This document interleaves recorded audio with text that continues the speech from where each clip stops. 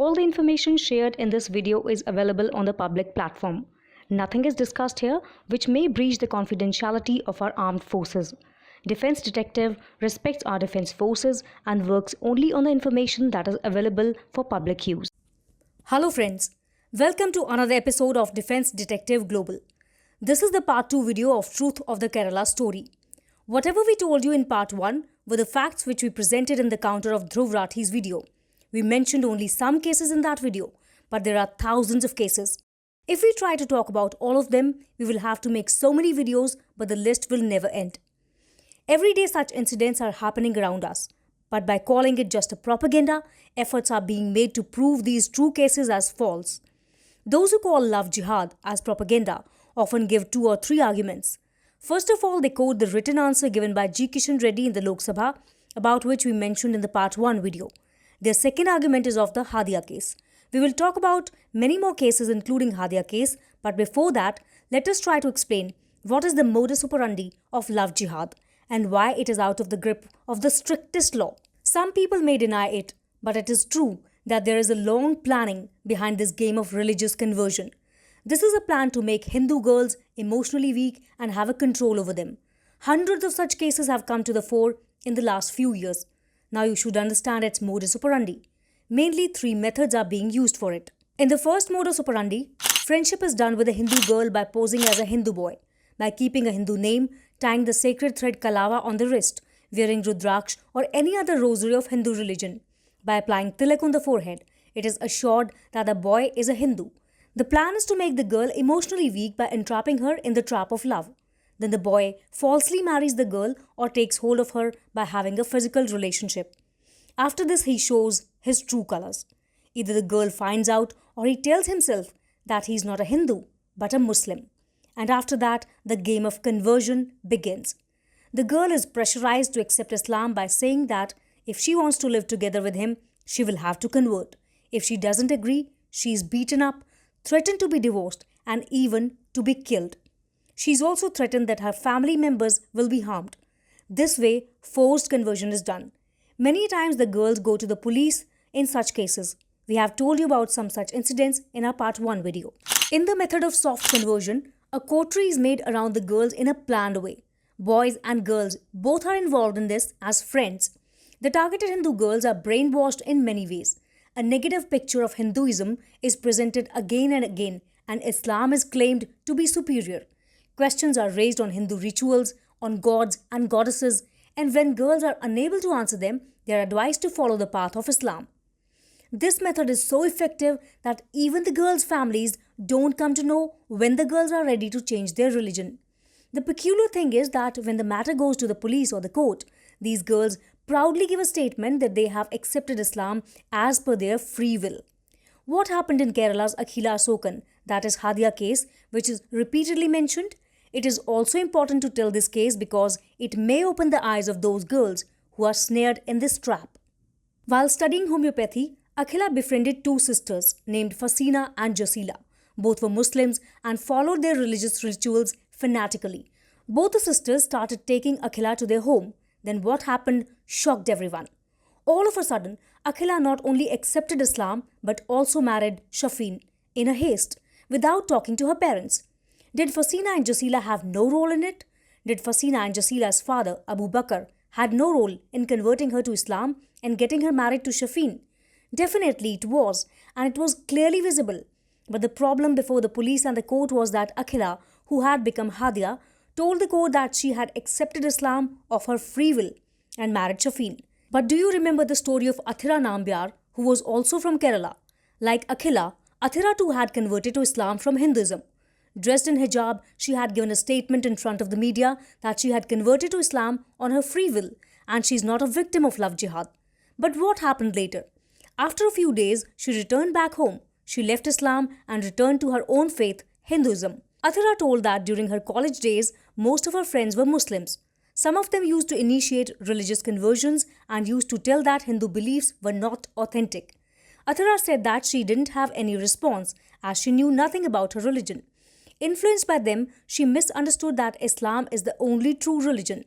They used to give her books to read. She was frightened to think that if she does not accept Islam, she will go to hell. She blindly believed in it and decided to choose Islam. Let us tell you another shocking thing. Athira and Hadia's case are not only from the same year and same city, but both studied from same school in Malappuram. One of the teachers named A.S. Zainba, who taught both Athira and Hadia, was the president of the National Women's Front of PFI. Even though the NIA could not prove jihad in these cases of Kerala, but in the investigation, the truth of this connection of Athira and Hadia case was revealed.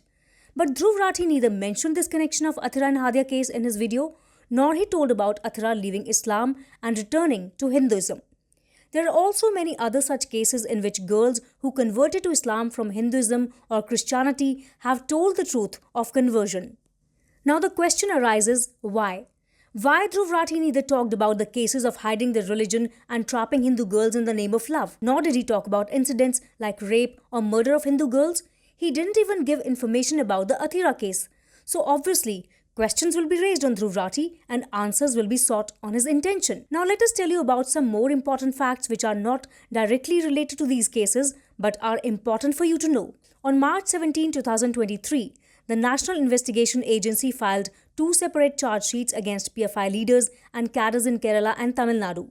It is written in this charge sheet that criminal conspiracies were hatched by PFI to create wedge between people of different communities through radicalization of impressionable Muslim youth, providing them with training in handling of weapons and raising funds for carrying out acts of terror and violence with the ultimate objective of establishing an Islamic rule in India by 2047.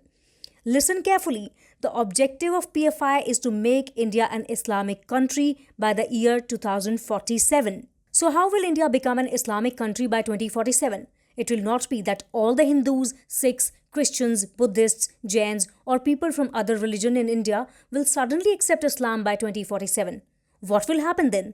It will be that gradually the youth from Hinduism and other religions will be made to accept Islam by forcing, persuading, luring or by trapping them in so-called love. Now let us tell you about Yasmin Mohammad Zahid. Yasmin, originally from Sitamarhi in Bihar, was arrested on 1st August 2016 from the Indira Gandhi International Airport in Delhi. She was going to Afghanistan with her child. Yasmin was accused of being an active member of ISIS. Yasmin and her associates were involved in strengthening ISIS in India and Sri Lanka. In the year 2018, the NIA court sentenced Yasmin to 7 years in jail. Yasmin is just one name. Till now, there are more than 60 such people who were sent from India to join ISIS. On the other hand, PFI is radicalizing and preparing Muslims for this motive all over the country. So this is another way how PFI is involved in making India an Islamic nation. The third way is to increase the Muslim population in India. So the target is that when Muslim population will increase, it will be easy to create pressure. France, Britain, Germany and many other countries are examples of this. In France, the matter of implementing Sharia law is gaining momentum. In Britain too, pressure is being created to follow Islamic rules. In Germany, the same problem is on a surge, and it is directly related to the increasing Muslim population. Dhruv Rathi had cited the Pew Research in his video. In another report of the same Pew Research, it has also been told that how much emphasis is being given on increasing the population. This report tells how the Muslim population is increasing in India. According to the research, the total population of India in 1951 was 361 million. In the year 1951, the Hindu population of the country was 304 million, which increased to 966 million in 2011. At the same time, the Muslim population increased from 35 million to 172 million. In the same research, it has been written that from the year 1951 to 1961, the overall population in India increased at the rate of 21.6%, while in the same time duration, the Muslim population expanded by the rate of 32.7%. Between 2001 and 2011, the population in the country increased at the rate of 17.7%, while the Muslim population increased at the rate of 24.7%. According to this report of PRC, in the year 2050, the Muslim population in the country will be 76% more than it was in 2010, and the Hindu population will be 33%.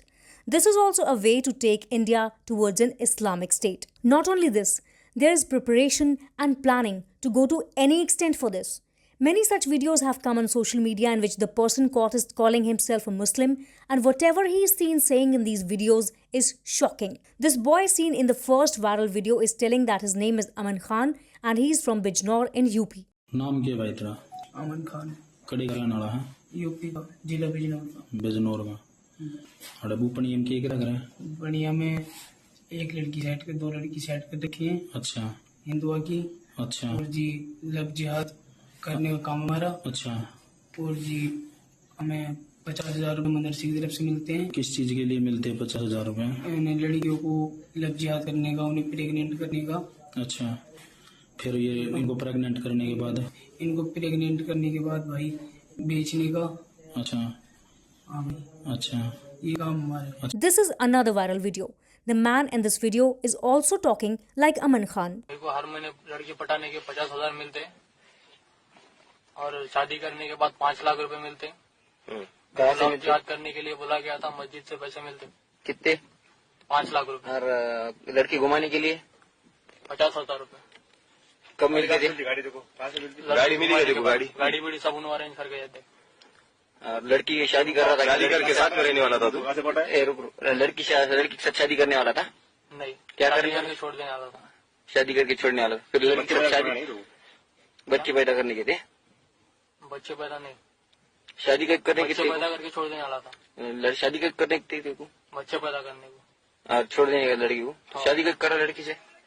बच्चे पैदा करने को। सच बोल रहा है? तू कहीं की कसम खा के बोल रहा है? कुरान की कसम। Although after searching a lot, we could not find much information about this video. But in both these videos, viral on social media, you can clearly see how this work is being executed in a planned manner. People may raise questions that the video might be fake, but the question is, why would someone say such things on camera? And whatever these two boys are telling, the same thing is happening in the society. Every other day, some news related to it can be seen. But till now, you have seen news of Hindu girls being trapped in love jihad. But what happens when the boy is a Hindu and the girl is a Muslim? They are ready for the marriage of a Hindu girl to a Muslim boy, but if a Muslim girl is seen with a Hindu boy, they make such a fuss. We will show you a video from Patna in Bihar, where Muslim youth surrounded and beat up a boy who was with his classmate on a bike. आप मुस्लिम होके क्या कर रही हैं, आपको मालूम है? मालूम है आपको? अब घर कहाँ हुआ आपका? घर कहाँ हुआ आपका? क्या हुआ भाई साहब? आपका घर कहाँ हुआ? वही जिसे बात कर रहा है, शर्म नहीं आ रहा है?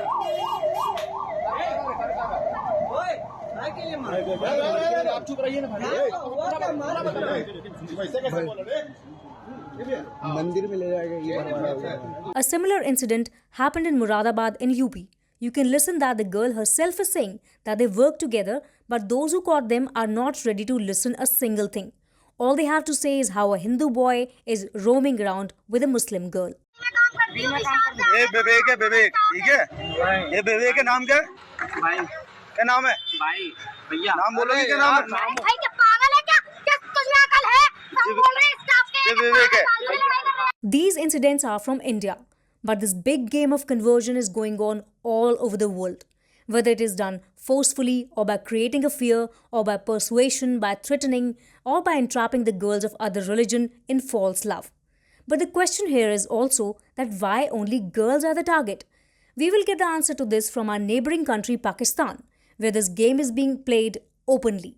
A few intellectuals who are left in Pakistan who know that atrocities are being done there are now asking the questions that why only girls, why not boys are targeted. तो 2% पॉपुलेशन है सिर्फ Hindus की पाकिस्तान में, और उससे खौफजदा इतने हैं कि आपको लगता है कि बस इनको भी हम अपने जैसा बना लें। मुझे मर्दों का नंबर दिखाए ना, सिंध के अंदर कितने हिंदू मर्द हैं जो कि अपनी मर्जी से हर साल हजारों की तादाद में अपना फेथ चेंज कर रहे हैं। 0। लेकिन सारी की सारी आपकी जो दावत है वो अंडर एज खवातीन पे कैसे इन्वेस्ट हो रही है, इसका जवाब कौन देगा? This question has not come out of thin air. Every day a minor Hindu girl is kidnapped from somewhere in Pakistan, forcibly converted to Islam and married to any Muslim, even if he is of her grandfather's age. Now look at this news. A 9-year-old Hindu girl Reshma was first kidnapped, then she was forcibly converted to Islam and married to her kidnapper Wazir Hussain, who was 45 years old. The case is from Sindh in Pakistan. There is an organization of Pakistan named Center for Social Justice. One of its report titled Human Rights Observer explains in detail how the Muslims who are in majority in Pakistan are forcibly converting to Islam the Hindu girls who are in minority. This report says that there has been a tremendous increase in forced conversions in Pakistan. In the year 2021, there were a total of 78 such incidents, which increased to 124 in the year 2022. It means that the cases have almost doubled in 1 year. According to this data, most of the victims were Hindus. In the year 2021, where 39 incidents of forced conversion were registered from Hinduism to Islam, in 2022, this number increased to 81, which is more than double. Whereas the incidents of forced conversions from Christianity to Islam were 38 in the year 2021, which increased to 42 in the year 2022. That is an increase of just 4 cases. Our purpose of mentioning these reports and data is that you can understand what is happening all over the world and how it is also being executed in India under the same plan. In Pakistan and other Muslim majority countries, it is done openly, but in India, it is being done secretly. The modus operandi and the ultimate goal is same, to increase the population so that the dominance all over the world can be established. So will Dhruv Rathi justify this too? Is this also a propaganda for him? Now you have to think, understand and then decide. You can understand the pattern of these incidents happening around you and then decide whether this is right or wrong. The decision is completely yours. Friends, that's all today in this video. If you like the video, then do tell in the comment section. If you haven't subscribed yet to our channel, please subscribe to it so that you can get updates of our new videos. See you soon with another video. Till then, goodbye. Jai Hind.